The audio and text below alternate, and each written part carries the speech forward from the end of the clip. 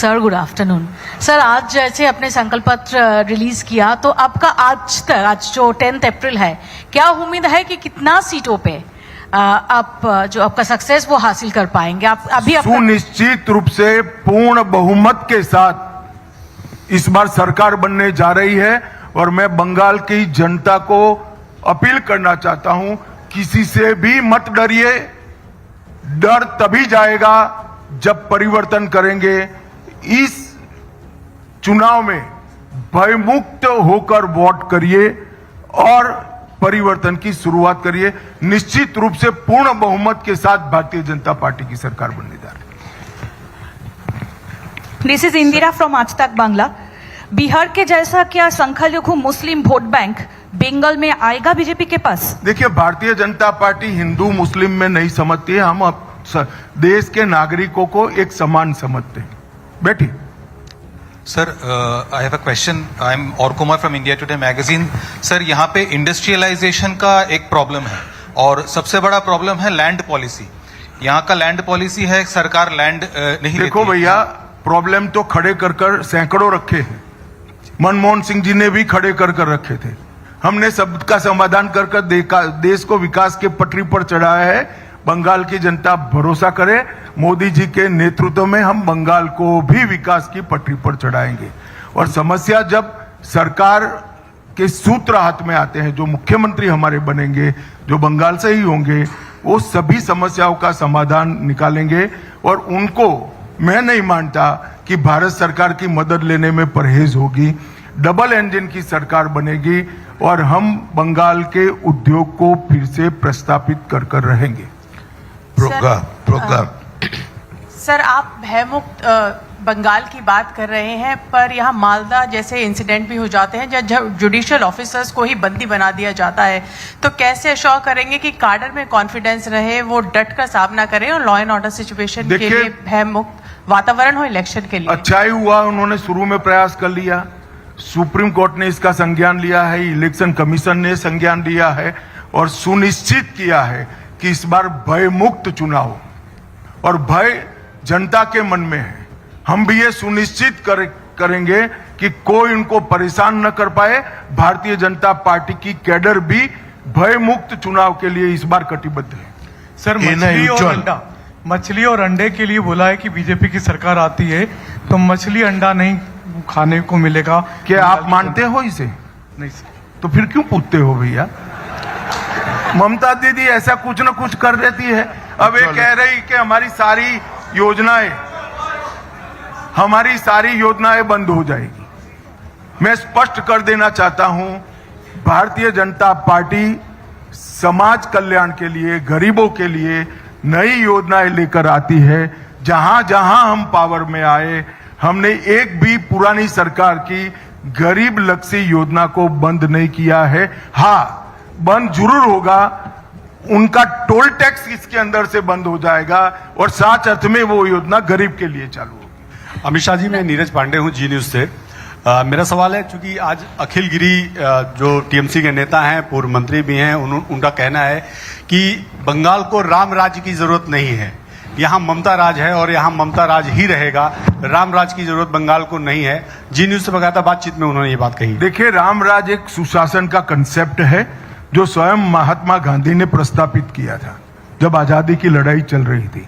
अगर ममता दीदी को ये भी नहीं करना है तो चिंता न करें, उनके पास बहुत कम समय बचा है, अब वो कर भी नहीं पाएगी।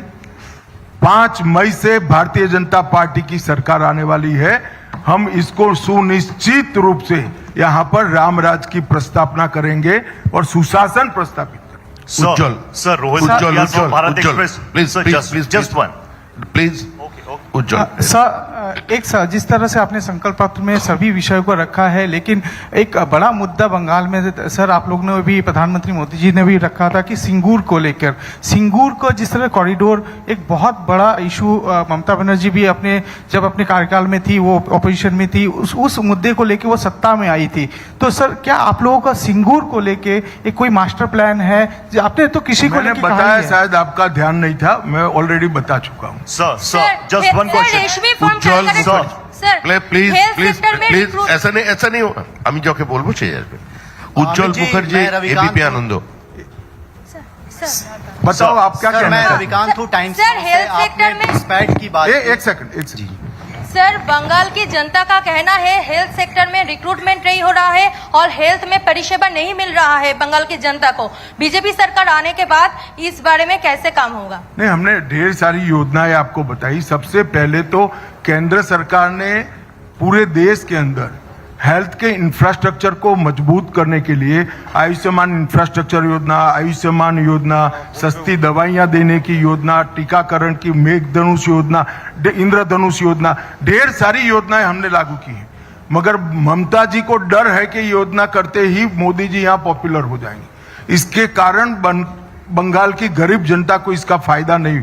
जैसे ही सरकार जाएगी ये प्रतिबंध हट जाएगा, हमारी नई सरकार इसको स्वीकार कर लेगी और हम आगे बढ़ेंगे। तो हेल्थ इंफ्रास्ट्रक्चर जो देश भर में भारत सरकार बना रही है, इसको हम आगे बढ़ाएंगे। Sir, this is Republic Bangla. Sir, this is Megha from Republic Bangla. National security के लिए बहुत वल्नरेबल है इस situation, but after BJP come to power, how first will you seal the borders and ensure zero infiltration?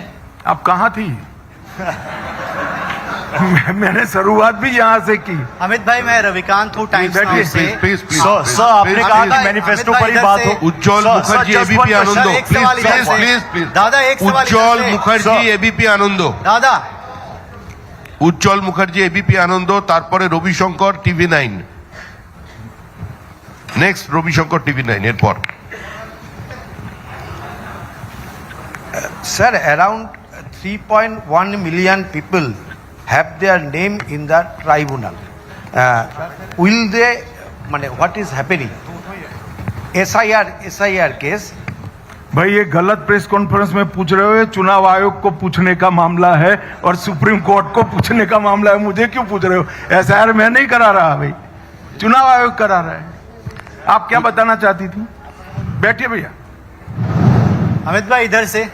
आप बताइए। आप हाँ कुछ, एक मिनट इनको माइक दे दो पहले। Sir, I'm Papri Chatterjee from ETV Bharat. Actually, what I wanted to ask you is, do we get to see any chief ministerial face from West Bengal for BJP?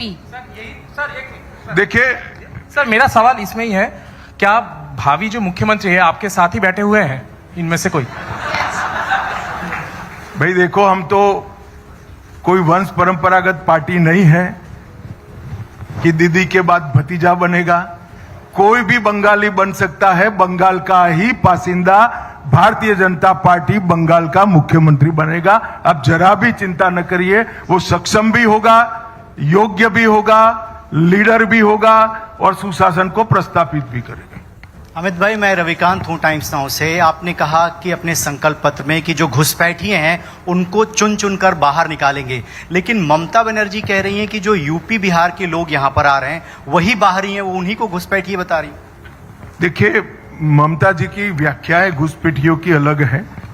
मैंने जो कहा है, जो भारत के नागरिक नहीं हैं, ऐसे सारे घुसपैठिए हैं, उनको हम बाहर निकालेंगे और शरणार्थियों को नागरिकता देने का काम करेंगे। दो अलग व्याख्या है, घुसपैठिया और शरणार्थी।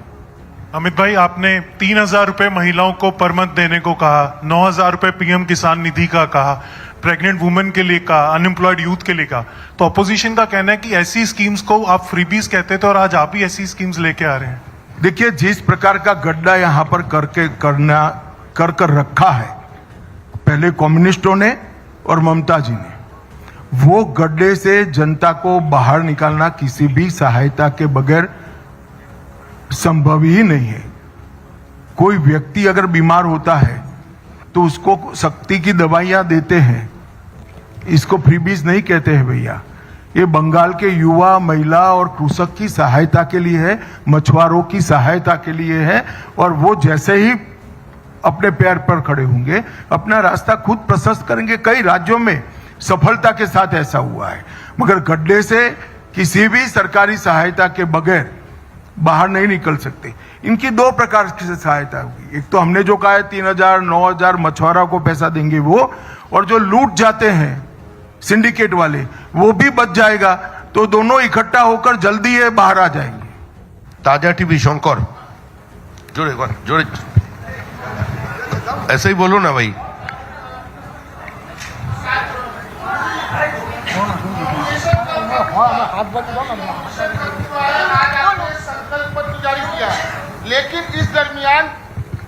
फाइनल नॉमिनेशन खत्म हुआ है, आज आपने संकल्प पत्र जारी किया है, लेकिन इस दरमियान तृणमूल कांग्रेस की तरफ से एक वीडियो जारी किया गया हुमायूं कबीर को लेकर, जिसपे कहा गया है कि भाजपा ने 1000 करोड़ रुपए हुमायूं कबीर को दिया है ताकि वोट का ध्रुवीकरण हो जाए।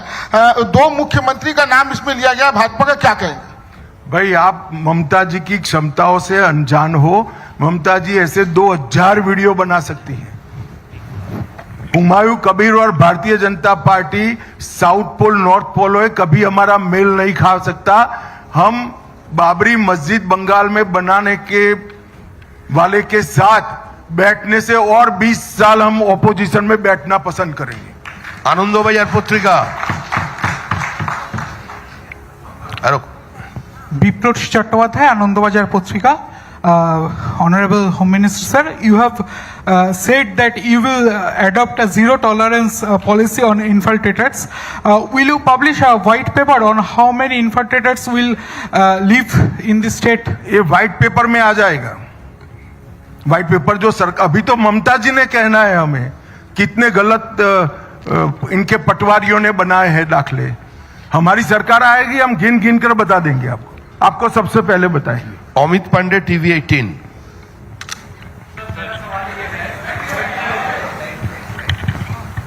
आपने यूसीसी के बारे में कहा, यूनिफॉर्म सिविल कोड के बारे में, तो 2 हिस्सों में सवाल है। पहला तो आप जो लागू करेंगे राज्य में उसकी प्रक्रिया क्या होगी, और दूसरा ममता जो आरोप ये लगाती हैं इसको लेकर तुष्टीकरण का, इसका कैसे आप जवाब देंगे? क्या आप ममता जो आरोप लगाती हैं यूसीसी को लेकर तुष्टीकरण का, या इसके विरोध में जो ये आपके पार्टी के ऊपर आरोप लगाती हैं? एक बात मुझे बताओ, भारत के नागरिकों, हर एक धर्म के, हमारा संविधान हर एक धर्म को समान रीत से ट्रीट करने के बेसिक प्रिंसिपल पर खड़ा है। तो भारत के हर धर्म के नागरिक के लिए समान कानून हो, वो तुष्टीकरण है? या कोई नागरिक 4 शादी कर पाएगा और कोई नागरिक 1 शादी कर पाएगा, वो तुष्टीकरण है? यूसीसी तुष्टीकरण को समाप्त करता है, और यूसीसी की रिकमेंडेशन भारतीय जनता पार्टी की नहीं है, संविधान सभा की है। मगर तुष्टीकरण की राजनीति के कारण इन लोगों ने इतने साल लटका कर रखा है। ममता जी को जो करना है वो करे। पूरे देश में जहां भारतीय जनता पार्टी की सरकारें हैं, यूसीसी लागू हो कर रहे।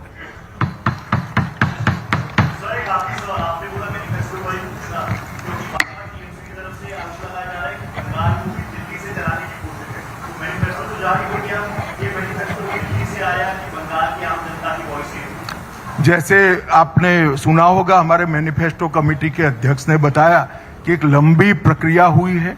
ऑटो वाले, मत्स्य पालन करने वाले, किसान, बेरोजगार युवा, पीड़ित महिला है, बुद्धिजीवी, कलाकार, ये सैकड़ों सेगमेंट के साथ बंगाल में चर्चा कर बंगाल के हमारे मैनिफेस्टो कमेटी के अध्यक्ष के नेतृत्व में ये मैनिफेस्टो बना है। अब दीदी ये बहुत हो गया, ऊपर नीचे, ऊपर दिल्ली से, अब नहीं होगा। यहां सुशासन चाहिए।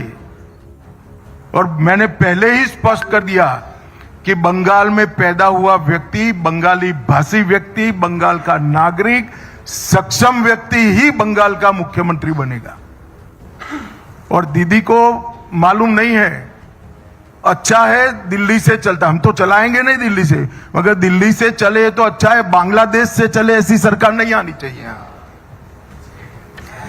আজকের প্রশ্নোত্তরের পর্ব আমরা এখানেই শেষ चले हो गए। एक मेन घोषणा जो अंदर था मेरे से छूट गया है। हम कुड़माली और राजवंशी भाषा को 8वीं अनुसूची में समाने का प्रयास करेंगे, और इसके लिए बंगाल सरकार भारत सरकार के साथ रहकर काम करेगी। आप सभी का धन्यवाद। ভরসার শপথ প্রকাশ